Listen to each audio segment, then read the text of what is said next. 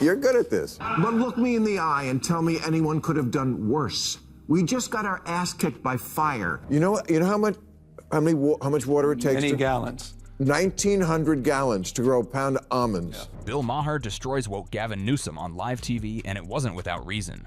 While California was literally burning and families rationed water, Newsom was busy flexing about almond production. Never mind that it takes nearly 1,900 gallons to grow a single pound. Maher couldn't take the hypocrisy anymore and unleashed a brutal takedown that left no progressive excuse standing. California is the place that spends money and gets nothing, which is why you may have noticed when the fires broke out, no one escaped by high-speed rail. California is falling apart, and Bill Maher has finally had enough. This isn't some conservative hit job or partisan takedown. This is Bill Maher, a lifelong liberal, unloading on Gavin Newsom like never before. And he didn't do it on Fox News. He did it right on his own turf, where you'd least expect it. No holding back, no sugarcoating, just raw frustration. Because the California that once stood as the progressive crown jewel, it's now a flaming wreck, and Maher knows exactly who's responsible. Way too many regulations and laws, as we've talked about. And this one, I think, says if you're a department store with over 500 employees, you have to have a gender-neutral toy department. Yeah. You could see it in Maher's face. The jokes stopped being funny. The sarcasm gave way to something sharper. When Newsom started bragging about gender-neutral toy aisles, while Californians were dodging wildfires and stepping over homeless camps, Maher cracked. "This is the problem," he said. "This is why we can't fix anything." Because while the state burns, Newsom's playing culture war games with retail shelves. And not even because the people demanded it. Maher pointed out the corporations themselves were already moving in that direction. But Newsom couldn't resist slapping a law on it. Why? Because that's what he does. Over-regulate, over-promise, under-deliver. That's the real Gavin Newsom. I don't think he could win. I don't think he could win. He's too progressive coming from this state and what he's done in this state to win in any southern state, any red state. I was just at KBLA with Tavis Smiley, a station I proudly support, and we had this exact conversation. Tavis, a progressive voice and a black voter who's been loyal to the Democratic Party for decades, said it straight. Newsom can't win, not in a red state, not even in the South, not after what he's done to California. And he's right, because this isn't just about bad policies, it's about a total breakdown in leadership. Even progressive voices are walking away.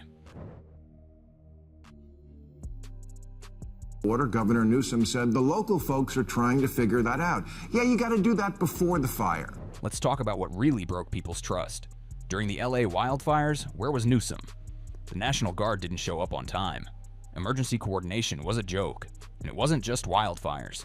The ICE-related riots? LAPD came out publicly and said they were overwhelmed, outmanned, and abandoned. Meanwhile, protesters were allegedly being handed frozen water bottles and masks, almost like someone wanted this chaos to escalate. But did the media ask who was behind it? Did Newsom step up and take control? Not even close. And that silence spoke volumes. The mayor said about cuts to the fire department's budget, there were no reductions that were made that would have impacted the situation. The fire chief here had a slightly different take. She said, "We are screaming to be properly funded." Bill O'Reilly suggested something that Maher echoed in his own way. Newsom didn't just fail to control the chaos, he used it. He let it explode because it served him politically. He wanted to paint Trump as the authoritarian, the villain. And if that meant sacrificing LA's peace and order, so be it. Because in Gavin's world, the campaign matters more than the people. What is included for that? Breadsticks? Because it clearly doesn't cover fire. That's government's job. Protect us from crime, violence, theft, fire. I'm not saying Alabama.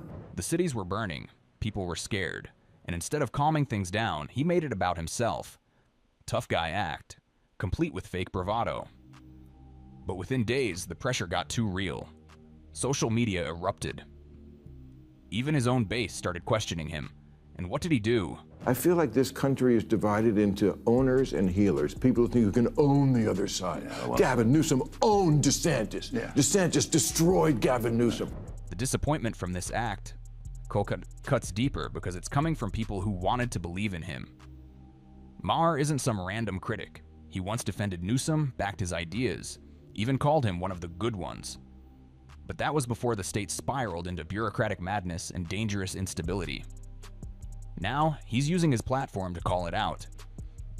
Not because he's turned conservative, but because even liberals have limits. When we know the top priorities are homelessness, housing, the issues of crime, quality of life, and issues related to regulation and taxes. And honestly, who can blame him?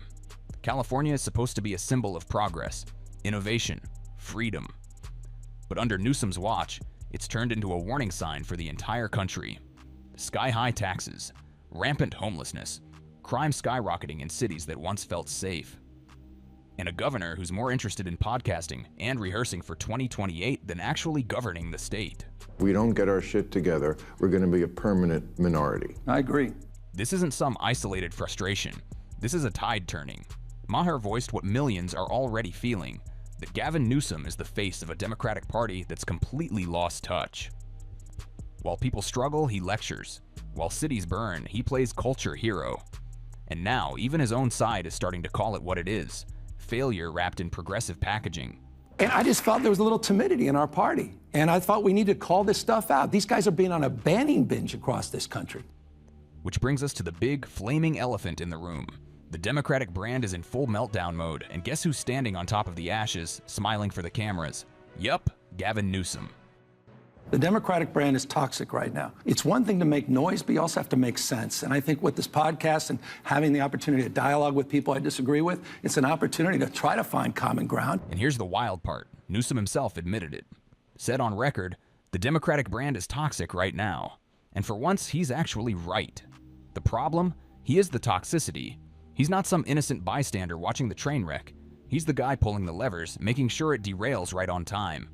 Even Karine Jean-Pierre, Biden's former press secretary, the literal face of the party for a hot minute, quietly walked away. Didn't make a scene. Didn't go on some "I've seen the light" rant. She just dipped. Which honestly speaks louder than any press release. You don't leave a gig like that unless you see something rotten on the inside. And trust me, she saw it. I think it's great. You've got this podcast. You're talking to people. You know, it's amazing to me that even that is controversial to some people. They call it platforming. If you talk to someone you don't agree with. Yeah. Meanwhile, while the brand crashes, what's Gavin doing? Podcasting. Talking about bipartisanship. Posting photos from his vineyard like California isn't experiencing a mass exodus, because that's what's happening. People are leaving. Not just Republicans. Everyone. Families, small businesses, even celebrities who once drank the California Kool-Aid. Joe Rogan left, Ben Shapiro left, and no, they're not running from taxes alone. They're running from madness, from a state that punishes success, ignores crime, and lets political leaders cosplay as influencers instead of governing. Essential services, that's not good enough. You ever stop and think what it says when the people with the resources to go anywhere choose to leave California? That's not politics, that's survival. That's what happens when leadership collapses and the people in charge start treating serious issues like a brand opportunity. So yeah, the KBLA moment mattered, not because it was some viral soundbite, but because it was a pulse check. It showed us that even the people who've stood by the party for decades, voters who believed in the mission, are finally asking, what the hell happened? And if that question's being asked out loud on progressive black radio, you better believe it's being whispered in a lot more places too. Let's talk about the protests. Not the kind where people show up with handwritten signs and genuine rage. No, the ones we're talking about were way too clean to be real. O'Reilly called it. These weren't grassroots protests. They were staged, funded, packaged, and probably focus grouped before a single chant hit the street. They recognized their vulnerability and legal liability as it relates to their deceit and lies. And it gets better. These spontaneous movements had media trucks waiting before the first tweet dropped. Cameras were ready, angles were framed, and boom, breaking news. But here's the million-dollar question nobody in the mainstream wants to touch. Who was funding this? Who was handing out supplies like it was Coachella for chaos?